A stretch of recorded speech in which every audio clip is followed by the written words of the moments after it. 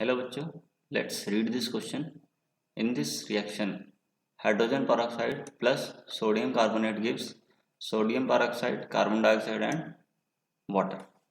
The substance undergoing oxidation state is hydrogen peroxide, sodium peroxide, sodium carbonate और none of these. ठीक है, तो इस रिएक्शन में कौन सा सब्सटेंस ऑक्सीडेशन के तो इस रिएक्शन में कौन सा सब्सटेंस का ऑक्सीडेशन हो रहा है वो हमें बताना है। तो सबसे पहले चेंज इन ऑक्सीडेशन हमको पता होना चाहिए।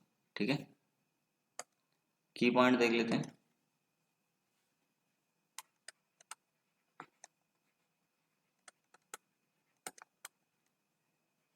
चेंज इन ऑक्सीडेशन स्टेट कैसे निकालते हैं वो आपको पता होना चाहिए। ठीक है, किसी भी रिएक्शन में एक एलिमेंट का चेंज इन ऑक्सीडेशन स्टेट कैसे निकालते हैं वो आपको पता होना चाहिए। ठीक है, तो वही देख लेते हैं इस रिएक्शन में। पहले रिएक्शन लिख लेते हैं। H2O2 plus Na2CO3 gives Na2O2 plus CO2 plus H2O। ठीक है, किसी भी एक एलिमेंट को पकड़ लेते हैं। ठीक है, यहाँ पे हम ऑक्सीजन को ले लेते हैं। ठीक है, तो यहाँ पे ऑक्सीजन का ऑक्सीडेशन स्टेट क्या है, -1। यहाँ पे क्या है, -2। यहाँ पे -1, यहाँ पे -2 और यहाँ पे भी -2।